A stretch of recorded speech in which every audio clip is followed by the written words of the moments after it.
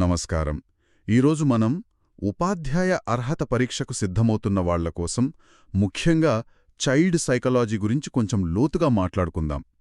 మన దగ్గర సర్దుబాటు, ప్రవర్తనా సమస్యలు, రక్షణా పద్ధతులు, మానసిక ఆరోగ్యం ఇలా చాలా టాపిక్స్పై సమాచారం ఉంది. మన లక్ష్యమేంటంటే ఈ సైకాలజీ సూత్రాలను అర్థం చేసుకుని రేపు తరగతి గదిలో ఒక మంచి టీచర్గా వీటిని ఎలా ఉపయోగించుకోవచ్చో చూడటం. అసలు మొదలుపెట్టాలంటే ఒక టీచర్కి సైకాలజీ ఎందుకింత అవసరం? ఇది కేవలం పరీక్ష పాసవడానికి మాత్రమేనా? ఈ సమాచారం చూస్తుంటే విద్యార్థుల ప్రవర్తనను అర్థం చేసుకోవడానికి, వాళ్లకొక మంచి వాతావరణం కల్పించడానికి ఇదొక పవర్ఫుల్ టూల్ అనిపిస్తోంది. నిజమే, కానీ ఇక్కడొక చిన్న హెచ్చరిక కూడా ఉంది. కొంతమంది ఉపాధ్యాయులు ఈ సమాచారంతో ఆర్మ్‌చైర్ సైకాలజిస్ట్గా మారిపోయే ప్రమాదముంది.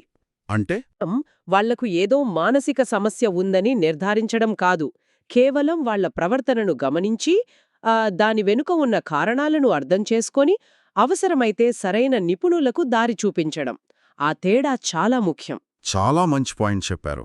సో డయాగ్నోసిస్ కాదు, అర్థం చేసుకోవడం ముఖ్యం. అయితే మనం మొదలుపెట్టాల్సిన మొదటి అంశం సర్దుబాటు లేదా అడ్జస్ట్మెంట్. దీన్ని సింపుల్గా చెప్పాలంటే ఒక వ్యక్తి తన అవసరాలకు, చుట్టూ ఉన్న ప్రపంచానికి మధ్య ఒక బ్యాలెన్స్ సెట్ చేసుకునే ప్రాసెస్ అన్నమాట. నాకిందులో బాగా నచ్చిన విషయం ఏంటంటే ఇది పుట్టినప్పటి నుంచి చనిపోయే వరకు జరిగే నిరంతర ప్రక్రియ అని చెప్పడం. ఆగదు. అవును, అది ఆగదు. ఇంకా చెప్పాలంటే అది సందర్భాన్ని బట్టి, సంస్కృతిని బట్టి కూడా మారుతూ ఉంటుంది. మన దగ్గరున్న డబ్ల్యూ కర్వ్ అనే ఒక చిత్రం దీన్ని చాలా బాగా వివరిస్తుంది. డబ్ల్యూ కర్వ్ అదెలా పనిచేస్తుంది? ఉదాహరణకు, పల్లెటూరు నుండి ఒక విద్యార్థి మొదటిసారిగా నగరానికి చదువుకోడానికి వచ్చాడనుకుందాం. మొదట్లో అంత కొత్తగా, ఉత్సాహంగా ఉంటుంది. దాన్ని హనీమూన్ దశ అంటారు. అంతా బాగుంది, సిటీ లైఫ్ సూపర్ అనిపిస్తుంది. కరెక్ట్. కాని కొన్ని రోజుల తర్వాత అక్కడి వేగం, భాష, పద్ధతులు చూసి ఇబ్బంది పడటం మొదలవుతుంది. ఒంటరితనం, ఆందోళన పెరుగుతాయి. దీన్నే కల్చర్ షాక్ అంటారు. ఆ తర్వాత నెమ్మదిగా అక్కడి పరిస్థితులకు అలవాటుపడి స్నేహితులను చేసుకుని సర్దుబాటు అవుతారు. మళ్లీ సెలవులకు తిరిగి సొంత ఊరికి వెళ్ళినప్పుడు అక్కడ కూడా ఇలాంటి రివర్స్ కల్చర్ షాక్ ఎదుర్కోవచ్చు. అంటే సర్దుబాటు అనేది ఒక స్థిరమైన స్థితి కాదు, అదొక డైనమిక్ ప్రాసెస్. ఎగ్జాక్ట్లీ.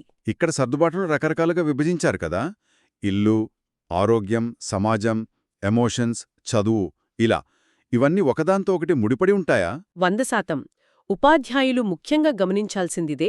మనం తరగతిలో చూసేది కేవలం విద్యా సర్దుబాటు అంటే అకాడమిక్ అడ్జస్ట్మెంట్ మాత్రమే.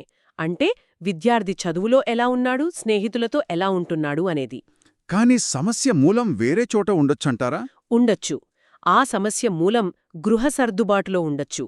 ఇంట్లో తల్లిదండ్రుల మధ్య గొడవలు, ఆర్థిక ఇబ్బందులు ఇలాంటివి విద్యార్థి ఏకాగ్రతను, ప్రవర్తనను పూర్తిగా దెబ్బతీస్తాయి.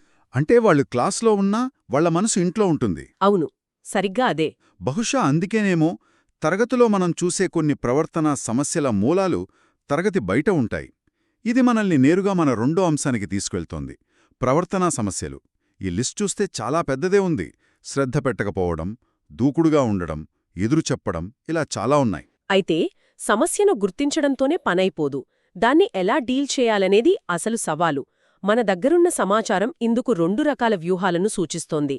ఒకటి, నివారణ జోక్యాలు, అంటే సమస్య రాకముందే జాగ్రత్త పడటం. Preventive interventions. అవును. రెండోది నివారణా చర్యలు, అంటే సమస్య వచ్చిన తర్వాత దాన్ని సరిదిద్దడం.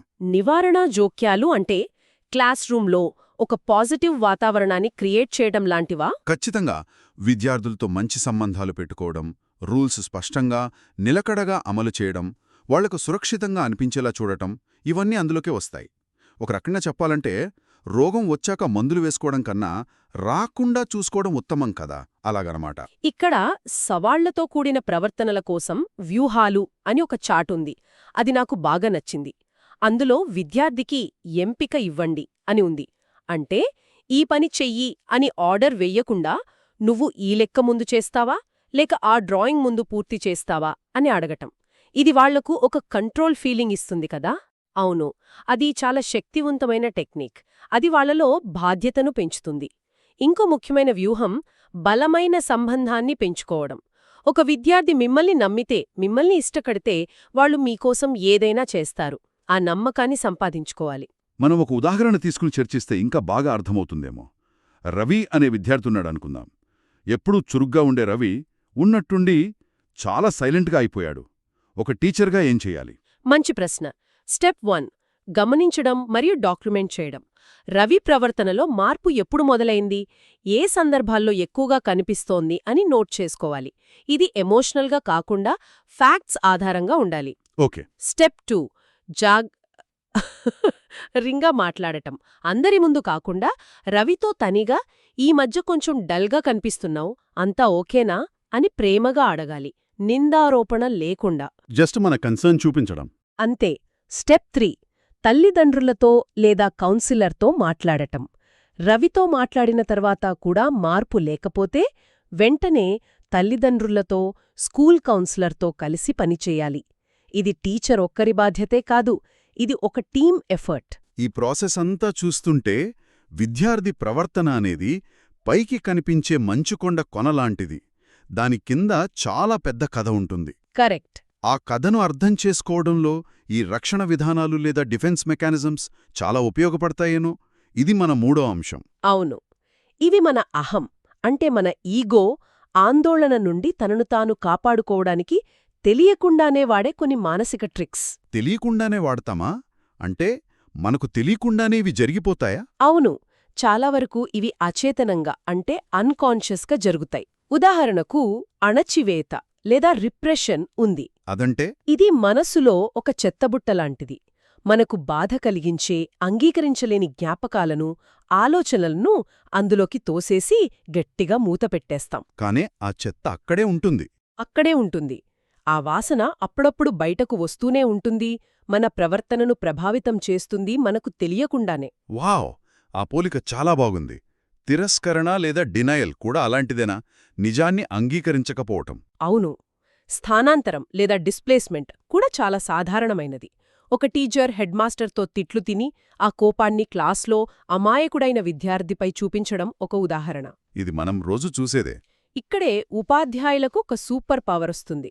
ఈ రక్షణ విధానాలను అర్థం చేసుకుంటే చెడ్డ ప్రవర్తనలా కనిపించేది అసలు ఒక విద్యార్థి సహాయం కోసం చేసే ఆర్తనాదంలా వినపడుతుంది. అంటే ఒక విద్యార్థి తన తప్పును ఒప్పుకోకుండా ఎదుటివారిపై నెట్టేస్తుంటే దాన్ని ప్రొజెక్షన్ అంటారు కదా, అది వాళ్లలోని అభద్రతాభావానికి సంకేతం కావచ్చు. ఎగ్జాక్ట్లీ. లేదా బాగా చిన్నపిల్లల్లా ప్రవర్తిస్తుంటే దాన్ని రిగ్రెషన్ అంటారు. బహుశా వాళ్లు ఇంట్లో ఏదో ఒత్తిడిని ఎదుర్కొంటున్నారని అర్థం చేసుకోవచ్చు. దీన్ని వ్యాధి నిర్ధారణలా కాకుండా విద్యార్థి అంతర్గత ప్రపంచంలోకి ఒక కిటికీలా చూడాలి. కరెక్ట్. అయితే అన్నీ నెగటివ్వే కాదు. ఉన్నతీకరణ లేదా సబ్లిమేషన్ అనే ఒక పాజిటివ్ విధానం కూడా ఉంది. పాజిటివ్ డిఫెన్స్ మెకానిజమా? అవును. ఇది ఉపాధ్యాయులకు ఒక అద్భుతమైన సాధనం.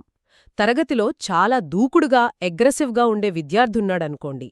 వాణ్ణి శిక్షించే బదులు ఆ ఎనర్జీని స్కూల్ ఫుట్బాల్ టీం వైపు లేదా ఏదైనా క్రీడల వైపు మళ్లించగలిగితే, ఆ నెగటివ్ ఎనర్జీని ఒక పాజిటివ్ ఛానల్లోకి పంపడం.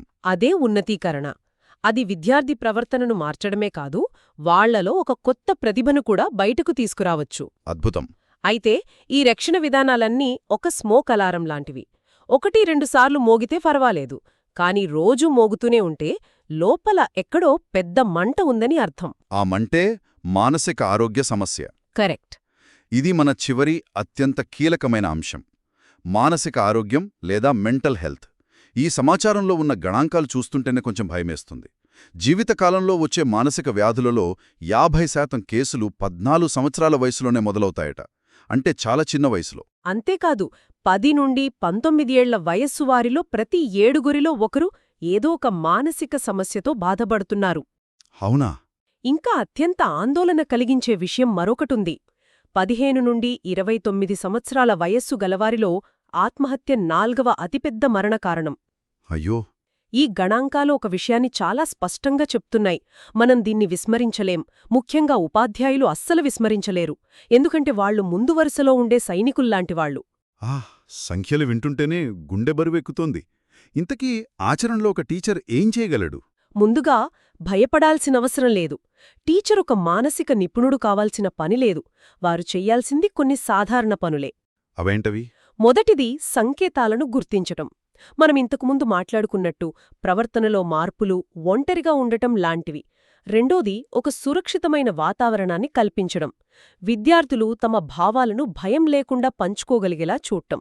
నీకు ఏమైనా ఇబ్బంది ఉంటే నాతో చెప్పొచ్చు అనే భరోసా ఇవ్వడం. ఒక ఓపెన్ కమ్యూనికేషన్ ఛానల్ మెయింటైన్ చేయడం. అవును. మూడోది, నిపుణులతో కలిసి పనిచేయడం. సమస్య మన పరిధి దాటింది అనిపిస్తే వెంటనే స్కూల్ కౌన్సిలర్ను సంప్రదించాలి. అన్నింటికన్నా ముఖ్యంగా సానుభూతి చూపడం. ఇంత చిన్నదానికే ఏడుస్తావా అనడానికి బదులు, నువ్వు బాధలో ఉన్నావని నాకర్థమవుతోంది అని చెప్పడం చాలా తేడా చూపిస్తుంది. మన దగ్గర ఉపాధ్యాయుల కోసం 15 మానసిక ఆరోగ్య చిట్కాలు అని ఒక చిత్రముంది. అది చాలా ముఖ్యమైన విషయాన్ని గుర్తు చేస్తోంది. విద్యార్థులకు మద్దతివ్వాలంటే ముందు ఉపాధ్యాయులు తమ మానసిక ఆరోగ్యాన్ని కూడా జాగ్రత్తగా చూసుకోవాలి కదా. అబ్సల్యూట్లీ. ఇది చాలామంది మర్చిపోయే విషయం. విమానంలో చెప్పినట్లు, ముందు మనం ఆక్సిజన్ మాస్క్ పెట్టుకున్న తర్వాతే ఇతరులకు సహాయం చేయాలి. నిజమే. టీచర్లు కూడా అంతే. తమకంటూ కొంత సమయం కేటాయించుకోవడం, వృత్తికి వ్యక్తిగత జీవితానికి మధ్య స్పష్టమైన సరిహద్దులు గీసుకోవడం, ఇవన్నీ చాలా అవసరం. నిరంతరం ఇతరుల సమస్యలను వింటూ ఉంటే అది మన మానసిక ఆరోగ్యంపై కూడా ప్రభావం చూపుతుంది. దాన్ని కంపాషన్ ఫటీగ్ అంటారు. కాబట్టి స్వీయ జాగ్రత్త అనేది స్వార్థం కాదు, అదొక అవసరం. ఈ మొత్తం సమాచారాన్ని ఒకచోట చేర్చి చూస్తే నాకొకటే ప్రధాన విషయం అర్థమవుతోంది. బోధన అంటే కేవలం పాఠ్యపుస్తకాల్లో ఉన్న జ్ఞానాన్ని విద్యార్థుల మెదళ్లోకి ఎక్కించడం కాదు. అది ఒక విద్యార్థి సంక్లిష్టమైన అంతర్గత ప్రపంచాన్ని, వాళ్ల సర్దుబాట్లను, వాళ్ల పోరాటాలను, వాళ్ల మానసిక శ్రేయస్సును అర్థం చేసుకునే ఒక లోతైన ప్రయాణం. ఖచ్చితంగా. దీని అంతిమ లక్ష్యం విద్యార్థి సంపూర్ణ అభివృద్ధి. కేవలం మార్కులు, ర్యాంకులు కాదు. వాళ్లు భావోద్వేగపరంగా, సామాజికంగా, ఆరోగ్యంగా ఎదగడం ముఖ్యం. ఈ మానసిక సూత్రాలను అర్థం చేసుకున్నప్పుడు ఒక ఉపాధ్యాయుడు కేవలం పాఠాలు చెప్పే బోధకుడి నుండి విద్యార్థి జీవితంలో వెలుగు నింపగల నిజమైన మార్గదర్శిగా, గురువుగా మారతాడు. వ్యక్తిగతంగా ఎలా మద్దతు ఇవ్వగలరనే దానిపై దృష్టి పెట్టాం. కానీ మనం ఒక అడుగు ముందుకు వేసి ఆలోచిస్తే, మానసిక సర్దుబాటు, మానసిక ఆరోగ్యం వంటి ఈ సూత్రాలను ప్రధానంగా తీసుకుని మన పాఠ్య ప్రణాళిక నుండి ఉపాధ్యాయ శిక్షణ వరకు మొత్తం పాఠశాల వ్యవస్థను పునాదుల నుండి ఎలా మార్చవచ్చు. కేవలం అకాడమిక్స్కే కాకుండా విద్యార్థుల మానసిక శ్రేయస్సుకు కూడా ప్రాధాన్యత ఇచ్చే స్కూల్ సిస్టమ్ను మనం ఎలా నిర్మించగలం.